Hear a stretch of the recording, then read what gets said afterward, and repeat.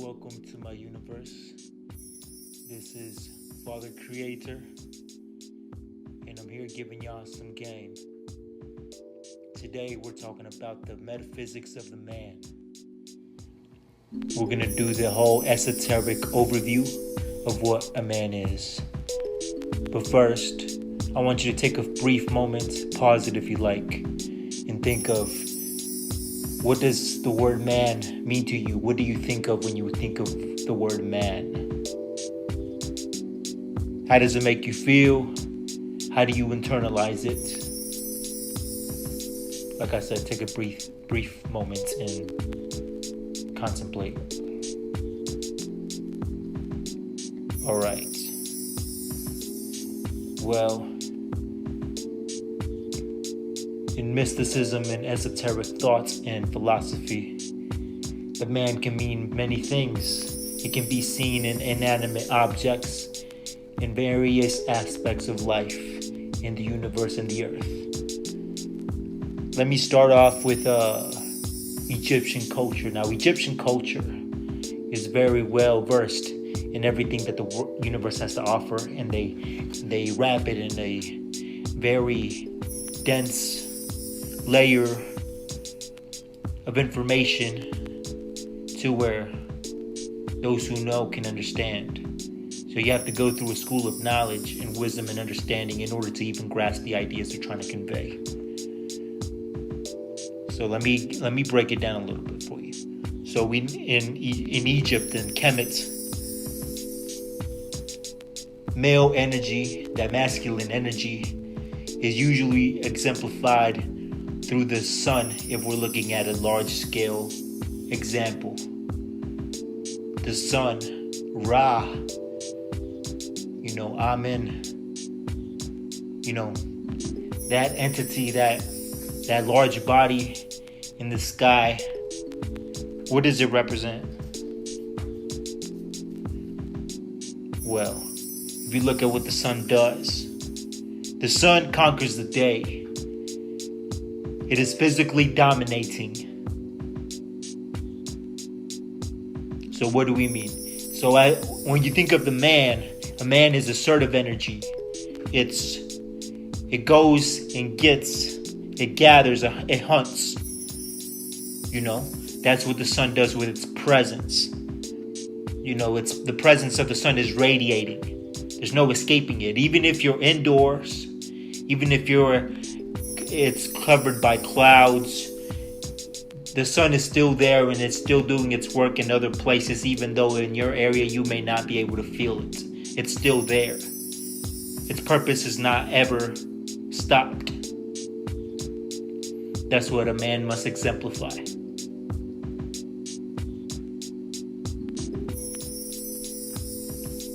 So when you look at another Egyptian concept, is that of the obelisk. If you don't know what an obelisk is, it's a tall, long, upward-shaped skyscraper, esoteric symbol that has a pyramid point, which represents the phallus, the male phallus. Now, what does the male phallus represent? Well, when you look at a man, when a man is fully erect,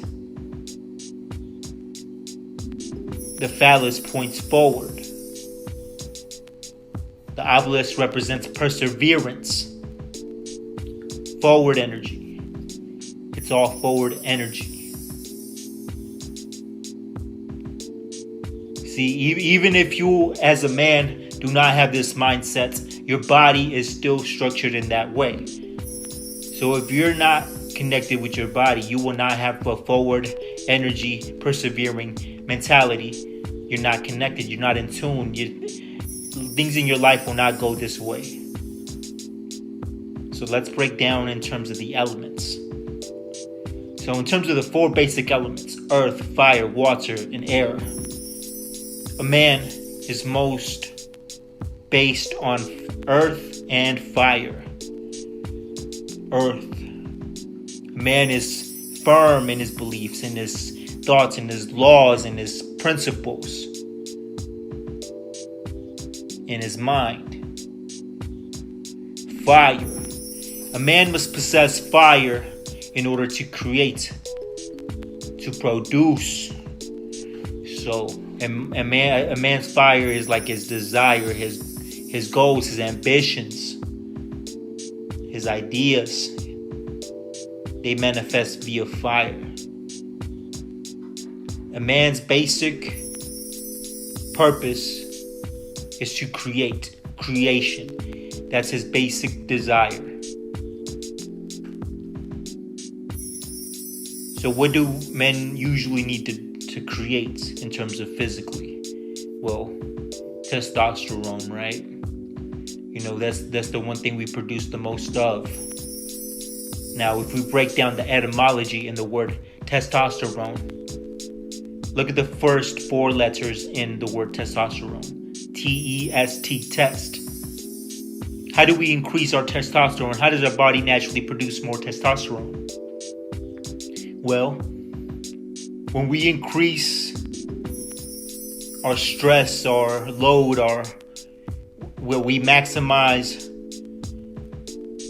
our limits, when we test ourselves, is when we increase our testosterone. The word is in itself. So we test on our own. Testosterone. Okay. So a man's mindset, if he's on his purpose, on his path, will be most basically structured in law, order, and development. These are basic traits that a man will have in his mind. Even though he may not be acting upon them, he will desire to have those. He will be attracted to those for the most part. It will just depend on the personality type and the upbringing he had in his environment. But this is most likely if a man is into elevating himself. This is what he will develop. So in order to get that in order, because we represent order as men, and women represent chaos, but that's for another video.